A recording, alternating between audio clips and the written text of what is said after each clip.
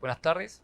El trabajo que se hizo es un trabajo colaborativo entre dos secciones del Departamento de Química, un trabajo que involucra a las personas de ilícito y en el caso mío soy funcionario del área de meteorología. Bueno, este trabajo también lo conforma los chicos de Boris Dufo, Sonia Roja, Víctor Miranda, Teresa Tapia, y trata simplemente de la espectroscopía infrarroja combinando con random forest para la identificación de cocaína básica, base y clorhidrato. ¿Ya? Como modo de introducción, el Instituto de Salud Pública de Chile, en su rol como Centro Nacional de Referencia, mediante el Subdepartamento de Sustancias Ilícitas, es encargado de analizar las presuntas drogas incautadas por los diferentes policías a nivel nacional bajo la ley 20.000. ¿Ya? Y específicamente en el artículo 43 deben emitir un resultado al Servicio de Salud en un breve plazo. ¿Ya? Y esto tiene que llevar un protocolo de análisis junto con un informe sobre los componentes tóxicos de la muestra suministrada. ¿Ya? Las incautaciones, tanto como las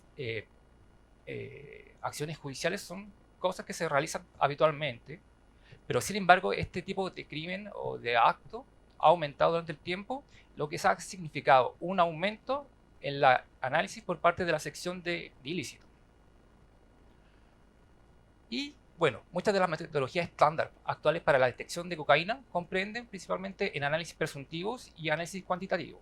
De modo muy general, hay ventajas y desventajas de estos análisis. En el caso de la colorimetría, para la identificación de drogas, de cocaína principalmente, se basa en la colorimetría a partir de la reacción de Scott, ¿ya? Que se ocupa etisionato de cobalto 2 y que en presencia de cocaína clorhidrato genera un complejo azul. Es una metodología rápida y económica, pero puede sufrir efectos, resultados falsos positivos en presencia de algunos adulterantes como son la lidocaína o la amisox, ¿no? Si mal no recuerdo. ¿Ya? Eh, y otro, bueno, así como bien en general, el caso del análisis cuantitativo ya requiere también más tiempo, ya que se necesita preparar las muestras y posteriormente analizarlas, y eso ya toma un poco más de tiempo. Frente a este escenario de responder en un tiempo breve a la fiscalía, como a veces la falta de recursos, aumento de la cantidad de muestras, de equipos que se echan a perder por el tiempo de vida que tienen, es necesario y se busca una metodología que sea eficaz y rápida y segura para aumentar la respuesta a la fiscalía. ¿Ya? Es por eso que, como posible solución a esta problemática, existe la posibilidad de utilizar la espectroscopía IR y Raman, ¿ya? Que es una solución bastante buena en el sentido de que tiene ventajas que no se requiere realizar un tratamiento previo de la muestra. En el caso de una muestra decomisada, simplemente, bueno, en la foto de arriba tenemos un equipo de espectroscopía IR que se coloca una muestra directamente en el ATR que está en la pieza, se presiona y se obtiene rápidamente una señal. ¿Ya? En el caso del Raman, es un equipo portátil que simplemente uno pistolea de alguna forma la muestra y se obtiene un espectro y la identificación. ¿Ya? Entonces no requerimos realizar un tratamiento previo de la muestra. Entonces, eso es muy bueno. Tiene un corto tiempo de análisis. En el caso del Raman, del IR, disculpen, un análisis de una muestra puede demorar menos de un minuto. Y en el caso del Raman, es cosa de segundos para poder identificar una muestra. Genial. Permite el estudio directamente de los sólidos, polvos, líquidos, soluciones, y en algunos casos permite identificar muestras de cocaína impregnadas tanto en la ropa como en papel. Así de simple. No generan residuos, ya que no se deben procesar las muestras, entonces también es una ventaja y tiene bajos costos económicos, ya que no requiere tantos reactivos, solventes, insumos, entonces esto también disminuye su costo. Comparado con los otros métodos de análisis, también es mucho más barato un equipo de espectroscopía IR. ¿No? Oh,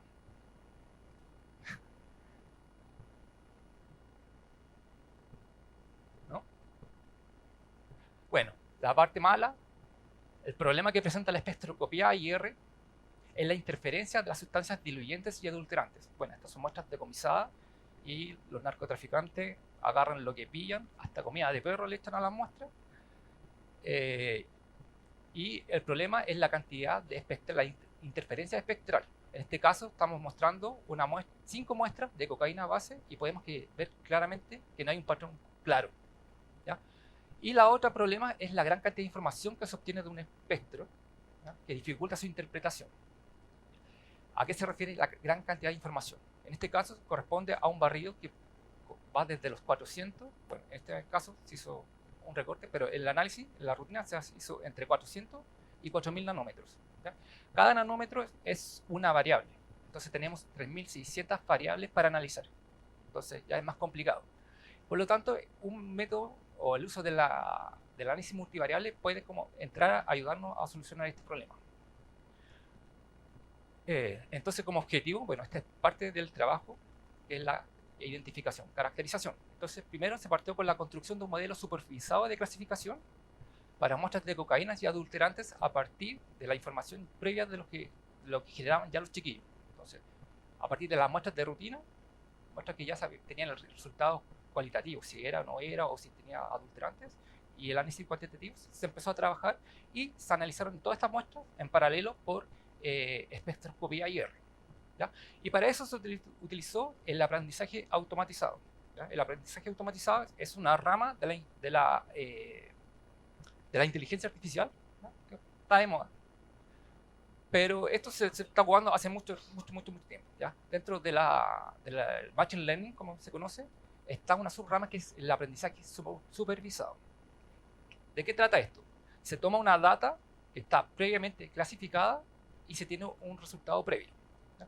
Dentro del aprendizaje supervisado están los métodos de regresión y clasificación. Para este caso, nos fijamos solamente en los de clasificación. Y acá hay ejemplos de métodos de clasificación. Entonces tenemos el método de clasificación de vecinos cercanos, naive Bayes, Support Vector Machine, árbol de decisiones y regresión logística. Estos dos últimos son un poquito más conocidos. También acaban de destacar los aprendizajes no supervisados. ¿Alguien conoce algún? ¿Ya? Yo creo que más de alguno lo conoce, solamente que por nombre es como medio extraño. Ya, entonces, como para entender un poco de qué se trata el trabajo, más que de la clasificación del trabajo, tenemos que saber qué es un árbol de decisión, qué es un random forest y qué es un buggy, ¿ya?, para tener estos conceptos. El árbol de decisión son algoritmos que ocupan generalmente los científicos de datos, ¿ya?, que permite identificar patrones claros en volúmenes de datos gigantes. Estamos hablando de millones y no estoy exagerando, ¿ya? Y a partir de una información, bueno, y está ordenada de forma jerárquica. En el caso del árbol de decisiones, comprende principalmente de una nodo raíz, árboles, ramas mejor dicho, nodos internos y hojas, que vendrían siendo ya al final la decisión que se toma a partir de una decisión. Entonces, ¿cómo armamos un árbol de decisión? De la misma forma que tomamos una decisión lógica. Evaluamos primero los pros y los contras y evaluamos factores que nos pueden hacer decidir o que tengan mayor influencia en mi resultado. Un ejemplo, bueno, Marcelo me invita a salir, a compartir, pero es un ejemplo, no existe Marcelo, ¿ya? A compartir un rato, pero sabemos que, bueno, uno ya no es joven y mi cuerpo me lo avisa. Entonces, lo primero que hago es pensar los pros y los contras y qué variables más decisivas. Entonces, empiezo por el día de la semana. Si es un viernes o sábado, salgo, digo, ya, tomo esta rama y evalúo. Abro la ventana, veo el tiempo, si hay sol, está soleado, decido salir. Muy bien, si no, me quedo acostadito mejor. Pero si es otro día de la semana, que el Marcel me invita a salir, evalúo. Y digo, Marcel, ¿a qué hora? No, antes de las 5. Ya, está bien.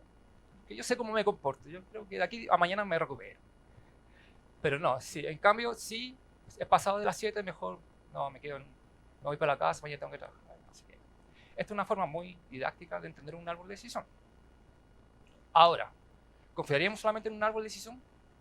No, porque hay muchas variables. Cuando ya se empiezan a probar diferentes datos, pueden haber diferentes variables que pueden influir y tomar malas decisiones. ¿Ya? ¿Y qué se podría hacer cuando no hay data suficiente? Y aquí viene lo que es el random forest, y ahí es bugging. Ya, entonces, el random forest es un tipo de ensamblaje que ocupa diferentes tipos o diferentes métodos de clasificación. En este caso, ocupa diferentes árboles de manera lineal. ¿Ya? ¿Y cómo trabaja? El primer árbol ve parte de la data, no ocupa todos los datos y genera un árbol de decisión.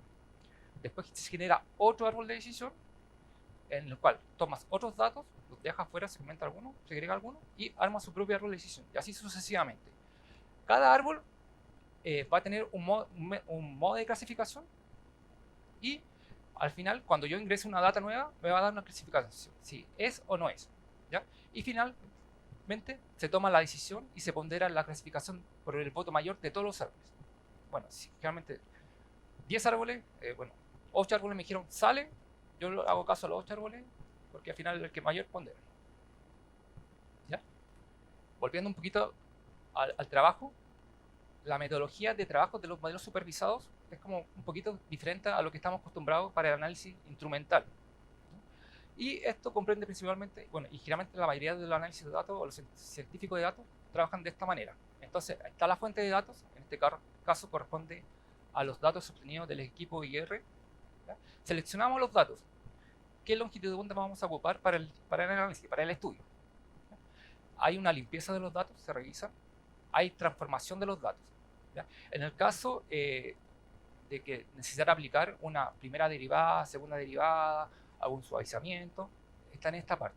Y posteriormente a esta parte de transformación se segmenta o segmenta la data, ¿ya? Generalmente en tres partes.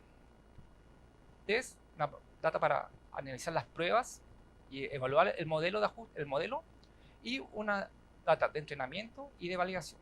El test generalmente corresponde a un 20% de la data total y el resto se divide en un 70% para entrenamiento y un 30% para validación.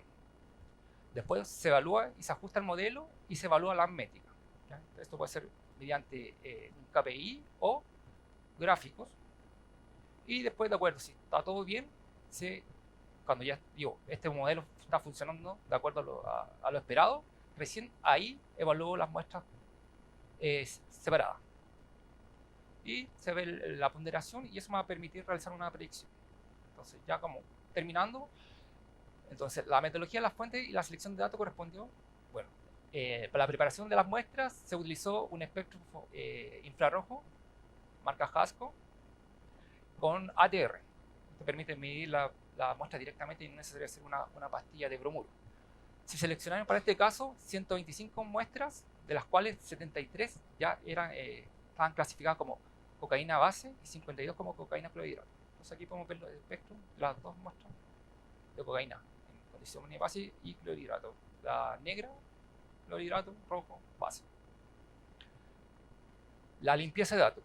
Los científicos de datos es como una parte necesaria y obligatoria, que es la limpieza de datos, que es una visualización de que hay un dato anómalo dentro del conjunto de datos. Nosotros generalmente estamos acostumbrados a utilizar, como usamos una variable, los análisis generalmente que se ocupan para ver outliers o datos anómalos son groups, Cochrane, Dixon, caja bigote también ayuda a evaluar datos. Pero aquí, como tenemos 3.600 variables, tenemos que evaluarlas todas juntas. Entonces, un modelo son los análisis de componentes principales para ver si hay alguna muestra que se comporta diferente. En el caso del PSA, es un modelo de no supervisado, ¿ya? Porque aquí se analizan las muestras, pero no están etiquetadas. Eso es como supervisado o no supervisado. Se toman las muestras y se analizan. Y para este caso, hubieron 5 muestras que se comportaban diferente. Se revisaron qué pasaban con esas muestras y hubo un problema de que al momento de convertir de observancia a transmitancia, no se transformaron y se analizaron todas juntas. Entonces, posteriormente se aplicó la transformación, uno partido por la transmitancia y obtuvimos la observancia y tomamos nuevamente la data y la ingresamos al modelo. Bueno, la transformación, en este caso, hay un ejemplo que se hizo una corrección de la línea base y Esto permitió un mejor análisis posterior. Javier, queda poco tiempo, así que... Ya. Bueno, la partición de datos, como hablamos, hay una parte de entrenamiento y una de validación. En este caso, 89 datos se utilizaron para entrenamiento y 36 de validación. ¿Ya? No voy a dar más explicaciones, a menos que después tengan alguna consulta.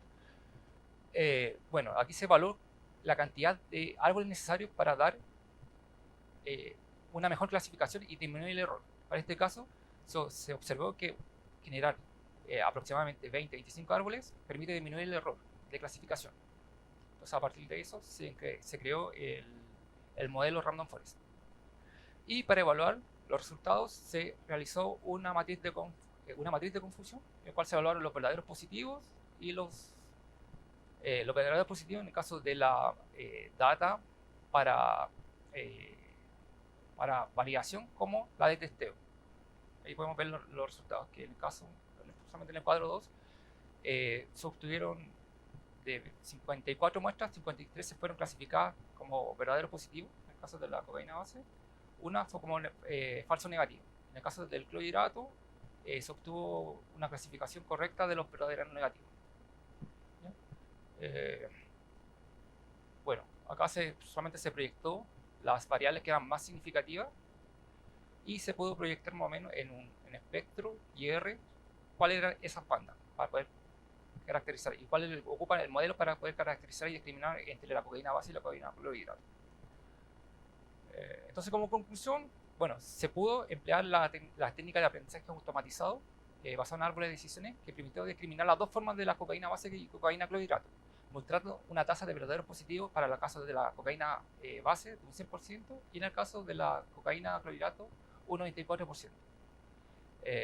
Bueno, como desafío queda hacer, en este caso estamos haciendo una clasificación binaria y se queda hacer una clasificación con adulterantes y poder ver cómo se puede realizar esta clasificación